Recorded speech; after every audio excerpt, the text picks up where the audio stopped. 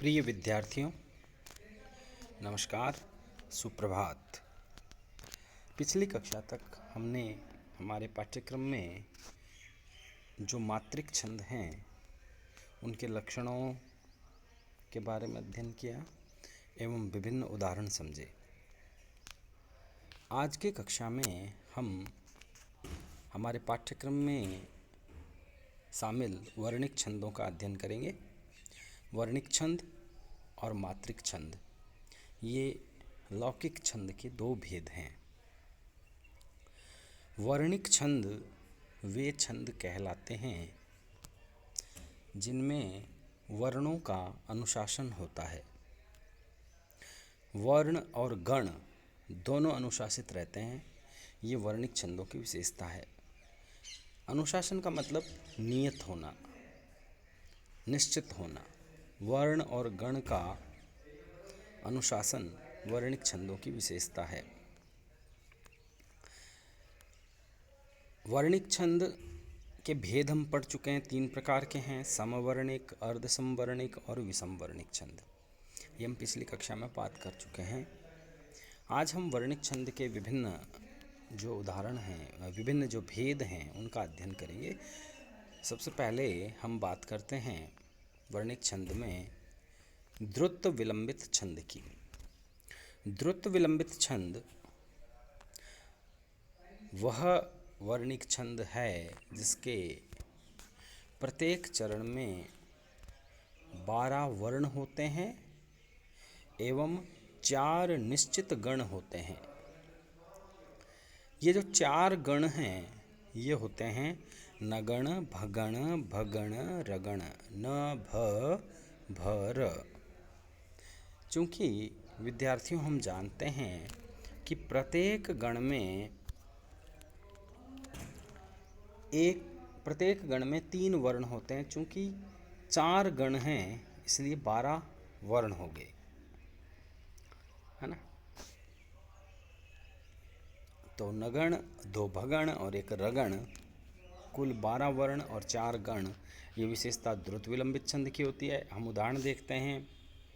अयोध्या सिंह उपाध्याय महावीर प्रसाद द्विवेदी युग के कवि, जिन्होंने एक बहुत ही प्रसिद्ध रचना लिखी, प्रिय प्रवास। प्रिय प्रवास खड़ी बोली हिंदी का प्रथम महाकाव्य माना जाता है। ये हमें याद रखना है निश्चित रूप से। हालांकि हिंदी का पहला महाकाव्य पृथ्वीराज रासो है, जिसके रचनाकार चंद्रबृदाई थे, और प्रिय प्रवास खड़ी बोली हिंदी का पहला महाकाव्य है जिसके रचनाकार अयोध्या सिंह उपाध्याय है। अयोध्या सिंह उपाध्याय ने इस महाकाव्य में वर्णिक छंदों का प्रयोग किया और बहुत प्रयोग किया। अत्यधिक वर्णिक छंदों का प्रयोग प्रिय प्रवास में माना जाता है। इसकी जो प्रारंभिक पंक्तियां हैं वो ये है: दिवस का अवसान समीप था, गगन था कुछ लोहित हो चला, तरु शिखा पर थी राजती, कमलनी कुल की वल्लभ प्रभा। दिवस का अवसान समीप था, गगन था कुछ लोहित हो चला, तरु शिखा पर थी अब राजती, कमलिनी कुल की वल्लभ प्रभा। देखिए, ये जो 4 पंक्तियां हैं ये सूर्यास्त के समय का वर्णन अयोध्या सिंह उपाध्याय इसमें कर रहे हैं। इसकी जो पहली पंक्ति है, दिवस का अवसान समीप था, ये पहला चरण है। हम जानते हैं कि प्रत्येक छंद में सामान्यतः 4 चरण होते हैं। तो मैंने अभी जो ये 4 चरण उच्चरित किए थे ये द्रुत विलंबित छंद के हैं। दिवस का अवसान समीप था, गगन था कुछ लोहित हो चला, तरु शिखा पर थी अब राजती, कमलिनी कुल वल्लभ की प्रभा। ये जो 4 चरण हैं इसमें पहला चरण दिवस का अवसान समीप था। इसमें हम गण निर्धारण करते हैं। गण निर्धारण करने के लिए हमें ये ध्यान में रखना है कि हमें 3 वर्णों का एक जोड़ा बनाना है। जैसे दी व स, तो ये 3 वर्ण हैं तो ये गण हो गया। उसके बाद में का, अवसान, अब इसमें हम का के साथ दो वर्ण जोड़ देंगे, का के साथ अ और व, तो का अ व ये गण हो गया। अवसान में सा न ये दो वर्ण हो गए, और अगला जो शब्द है समीप, इसका पहला वर्ण स इसमें मिलकर एक गण बन जाएगा। इसी प्रकार से समीप में मी प ये दो वर्ण हैं और था वर्ण इसमें मिलेगा तो ये गण बन जाएगा। इस तरह हमने दिवस का अवसान समीप था। यदि हम इन वर्णों को गिने तो कुल 12 वर्ण हैं। दिवस में 3, का में 1, 3 और 1 4, अवसान में 4, 4 और 4 8, और समीप था में 4, यानी कुल 12। अब द्रुत विलंबित छंद की विशेषता है कि इसमें 12 वर्ण के साथ साथ गण भी नियत होते हैं। गण है न भ भ र। तो न भ भ र में पहला गण नगण हो गया। नगण का लक्षण यदि हम देखें तो न स ल 1 1 1। तो हम दिवस में यदि मात्राएं लगाएं तो छोटी की मात्रा होने के कारण एक मात्रा होगी। व और स में लघु स्वर अ है, इसलिए एक एक मात्रा होगी। इसलिए दिवस में एक एक एक मात्रा है। न स ल है, इसलिए ये नगण है। उसके बाद में का अ व, का में आ की मात्रा है, गुरु स्वर है, 2 मात्रा हो जाएगी। अ और व में एक एक, 2 1 1। और भगण जो होता है उसका लक्षण होता है भानस, यानी गुरु लघु लघु, तो यहाँ भगण है। उसके बाद में सा न स 2 1 1, तो ये भी भगण है। फिर मी प था, मी यानी बड़ी 2 मात्रा, प अ यानी 1 मात्रा, था यानी आ गुरु स्वर 2 मात्रा, 2 1 2। और अंतिम गण होता है द्रुत विलंबित में रगण। रगण का लक्षण होता है राज भा। राज भा का मतलब 2 1 2। तो मी प था में जो गण है वो रगण है। तो हमने देखा कि एकदम देखिए निश्चित गणितीय तरीके से वर्णिक छंदों में नियम होता है, गणितीय पद्धति है। बिल्कुल 4 गण हमने पहली पंक्ति में देख लिए, नगण भगण भगण और रगण। इसी तरीके से आगे की पंक्तियों में भी इसी प्रकार से नगण भगण भगण और रगण के 4 गण होंगे। और इस प्रकार से जब 12 वर्ण और ये 4 नियत गण हों तो ऐसा छंद द्रुत विलंबित छंद कहलाता है। इससे आगे देखिए एक और उदाहरण है, ये द्रुत विलंबित छंद का है। आपका असाइनमेंट है ये कि आप प्रबल जो तुम में पुरुषार्थ हो, सुलभ कौन तुम्हें न पदार्थ हो, प्रगति के पथ में विचर उठो, भुवन में सुख शांति भर उठो। ये जो 4 चरण हैं, इनमें आप प्रत्येक चरण में वर्ण गिनिए, गण बनाइए और गण पहचानिए। अब देखिए एक और हमारे पाठ्यक्रम में छंद है मालिनी छंद।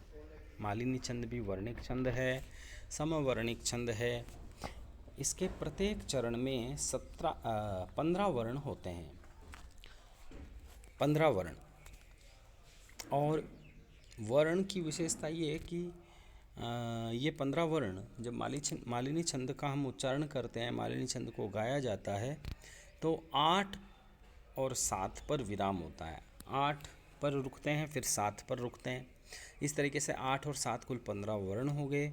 मालिनी छंद समवर्णिक भी है, साथ ही गणबद्ध छंद है, अर्थात गण भी निश्चित है। तो ये जो गण हैं इसमें ये कौन कौन से हैं? न न म य य, न न म य, 2 नगण 1 मगण 2 यगण, है ना। नानी माँ यो मालिनी हैं। ये एक तुक्का है जिससे हम याद कर सकते हैं, नानी माँ यो मालिनी है। नानी माँ यो का मतलब है न न म य मालिनी, न न म य। अब देखिए प्रिय प्रवास की ही कुछ पंक्तियां हैं जो मालिनी छंद की है। प्रिय प्रवास खड़ी बोली हिंदी का पहला महाकाव्य, अयोध्या सिंह उपाध्याय हरिओद द्वारा लिखा गया। कवि सम्राट हरिओद 1914 में लिखते हैं प्रिय प्रवास रचना। इसकी 4 पंक्तियां देखिए जो मालिनी छंद की है। प्रिय पति वह मेरा, प्राण प्यारा कहाँ है, दुख जल निधि डूबी का, सहारा कहाँ है, लख मुख जिसका मैं, आज लौ जी सकी हूँ, वह हृदय हमारा, नयन तारा कहाँ है, वह हृदय हमारा नयन तारा कहाँ है। एक बार और उच्चारण करना चाहूँगा, अंत में थोड़ा अशुद्ध उच्चारण हो गया। प्रिय पति वह मेरा प्राण प्यारा कहाँ है। तो यहाँ पर प्रिय पति व मेरा, यहाँ तक 8 वर्ण होते हैं, और प्राण प्यारा कहाँ है, ये 7 वर्ण होते हैं। ये 8 और 7 की यति है। दुख जल निधि डूबी का सहारा कहाँ है, लख मुख जिसका मैं आज लो जी सकी हूँ, वह हृदय हमारा नयन तारा कहाँ है, वह हृदय हमारा नयन तारा कहाँ है। तो देखिए पहली पंक्ति में हम देखें 15 वर्ण हैं। 15 वर्ण में प्रारंभिक 2 गण निर्धारण करेंगे तो प्रिय प, यहाँ तक एक गण हो गया। ती वह, ये दूसरा गण हो गया। मेरा प्रा, ये तीसरा। हण प्यारा, ये चौथा गण। कहाँ हैं, ये 5वां गण। गण निर्धारण मैंने आपको पिछले छंद में समझा दिया था कि हमें कुल 3 वर्ण के जोड़े बनाने हैं। प्रिय के बाद में प तो 3 हो गए, ती के बाद में वह तो 3 हो गए। अब इसमें हम गण निर्धारण करेंगे तो प्रिय प में सारे तीनों ही लघु स्वर हैं, इसलिए नगण हो गया। ती वह में भी लघु स्वर हैं, इसलिए यहाँ भी नगण हो गया।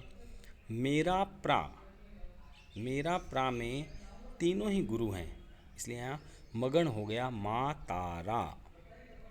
इसी तरीके से आगे हण प्यारा में भी मगन हो गया। हण में हालांकि लघु है लेकिन पीछे संयुक्ताक्षर है, इसलिए ये गुरु माना जाएगा। कहाँ है में मैं माफ़ी चाहूँगा। मेरा प्रा में मगन हो गया।